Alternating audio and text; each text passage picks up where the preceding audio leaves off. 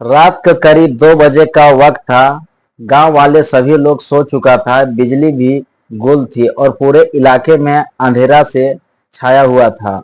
अचानक झाड़ियों से कुछ साये निकले जिनके चेहरे ढके हुए, हाथों में हथियार और इरादे जानलेवा। उन्होंने एक घर में घुसकर लूटपाट शुरू कर दी और वहीं घर की एक युवती को जबरदस्ती खींचकर पास के जंगल में ले गए। वह रात सिर्फ एक लड़की के साथ नहीं, पूरे समाज के भरोसे के साथ बलात्कार बलात्कार थी। लेकिन वो नहीं जानते थे उन्होंने कुछ ऐसा छोड़ दिया था जो उनकी बर्बादी का रास्ता बन जाएगा। आदाब, नमस्कार, सत श्री अकाल। अगर आप लोग मेरे चैनल क्राइम कथा धर्मा पर नए हैं तो कृपया मेरे चैनल को सब्सक्राइबर और बेल आइकन घंटा जरूर दबा देना दोस्तों। तो चलिए ज्यादा समय ना लेते हुए कहानी को फिर से शुरुआत करते हैं। जब ये सूचना पुलिस को मिली और पुलिस जब वारदात की जांच करने पहुंची तो उन्होंने घटना स्थल से उसे कुछ खास नहीं मिला। लेकिन तभी एक कांस्टेबल की झाड़ियों के पास एक टूटा फूटा मोबाइल फोन पड़ा मिला।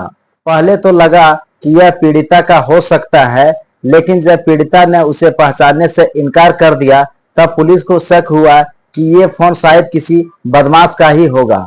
फोन लॉक था, बैटरी भी खत्म हो चुकी थी, लेकिन पुलिस ने इसे जब्त कर साइबर टीम को भेज दिया। जैसे ही साइबर टीम के पास इस मोबाइल को भेजा, साइबर टीम एक्सपर्ट ने जैसे ही फोन का डाटा रिकवर किया, सब लोगों की आंखें फटी की फटी रह गई। फोन में गूगल फोटोज ऐप खुला था और उसमें करीबन 150 से ज्यादा फोटो सेव थी। इन तस्वीरों में कुछ लड़कों की सेल्फी थी, कुछ ग्रुप फोटोज और कुछ जंगल जंगल के और कुछ गाड़ियों के साथ। एक तस्वीर में एक युवक के हाथ पर खास तरह का एक शेर का टैटू बना हुआ था और यह वही टैटू था जिसका जिक्र पीड़िता ने अपने बयान में किया था। उसने बताया था कि उसके साथ जबरदस्ती करने वाले शख्स के दाहिने हाथ में शेर का टैटू था।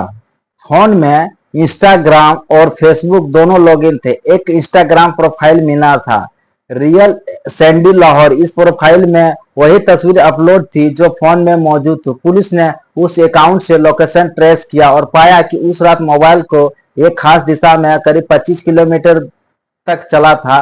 फोन की गूगल लोकेशन हिस्ट्री से पता चला कि बदमाश वारदात के बाद किसी रास्ते से भागे और किस जगह जाकर छिप गए। डकैतों को फोटो खिंचवाने का बहुत ही बड़ा शौक था। कुछ तस्वीरों में वो हथियारों के साथ पोज दे रहे थे, बंदूकें, देसी कट्टे, तलवारें। एक फोटो में वे जंगल में पार्टी कर रहे थे। बैकग्राउंड में वही जंगल था जहां पीड़िता को ले जाया गया था। पुलिस ने तस्वीरों के आधार पर लोकेशन को डिकोड किया और जब वहां पहुंची तो झाड़ियों में शराब की बोतलें, रेपर और उसी महिला की चुनरी का एक टुकड़ा मिला। अब पुलिस को पास न सिर्फ आरोपी की पहचान थी बल्कि लोकेशन, टाइम और फिजिकल एविडेंस भी पुलिस के साथ बरामद हो गए और उन्हें सारे एविडेंस मिलने भी लगे।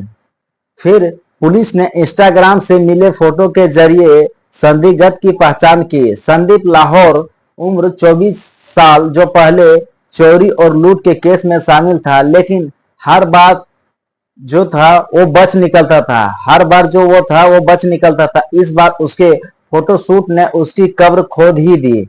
संदीप को जैसे ही पुलिस ने गिरफ्तार किया, उसने पूछताछ में पूरे गैंग का नाम उगल दिया।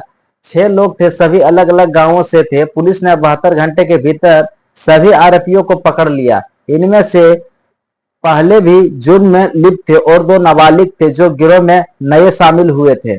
पीड़िता के बयान पर medical report, Google photos, Instagram account, location history और घटना स्थल से मिले सबूत, ये सब मिलाकर केस इतना मजबूत बन चुका था कि कोर्ट ने 6 महीने पहले ही इसका फैसला सुना दिया। सभी 6 आरोपियों की उम्र कैद की सजा मिली। कोर्ट ने कहा कि तकनीकी दौर में अपराधी कितना भी चालाक हो, अगर पीड़ित की हिम्मत और पुलिस ईमानदार हो तो अपराध मिट सकता है। उस युवती ने समाज के डर, शर्म और अपमान से उठकर आवाज उठाई। उसने रिपोर्ट लिखवाई कि मेडिकल जांच करवाई और हर सुनवाई में डट कर खड़ी रही। और वो आज वो समाज के लिए मिसाल है। उसने साबित कर दिया कि अगर मोबाइल में फोटो खींचकर कोई गुंडा खुद को शेर समझता है तो वही फोटो उसके जेल की सलाखों की वजह बन सकती है। इस कहानी में हमें ये पता चलता है कि अपराधी भागे नहीं, उनके कदमों का निशान गूगल पर रह गए और एक मोबाइल जो बेकार समझा गया इंसाफ की सबसे बड़ी गवाही बन गया। दोस्तों, इस केस ने हमें एक बात सिखाई, सच चाहे जितना भी छुपा हो, अगर किसी ने अपराध किया है तो एक न एक दिन सबूत बोल उठता ही है, कभी सीसीटीवी, कभी गूगल और कभी खुद उसके मोबाइल से। पर सबसे बड़ी बात यह है कि अगर पीड़िता डर जाती, अगर वो चुप रह जाती, तो आज भी वह गैंग कहीं और किसी और की जिंदगी बर्बाद कर रहा होता। इसलिए याद रखिए, चुप रहना अपराध को ताकत देता है और आवाज उठाना उसे जड़ से काट देता है। हम सबका फर्ज है कि किसी भी अन्याय के खिलाफ बोले, साथ दे और इंसाफ का रास्ता आसान अपनाए, क्योंकि अपराध जो है वो सिर्फ तब जीतता है जब सच बोलने वाले चुप हो जाते हैं। तो दोस्तों, इस पूरे घटनाक्रम को सुनाने का उद्देश्य किसी को परेशान करना या किसी को हैरान करना नहीं है, बल्कि आप लोगों को जागरूक करना है, सचेत करना है। तो मिलते हैं एक नए वीडियो के साथ, एक नई स्टोरी के साथ। तब तक के लिए जय भारत, जय Hind. Thanks for watching. Vande Mataram.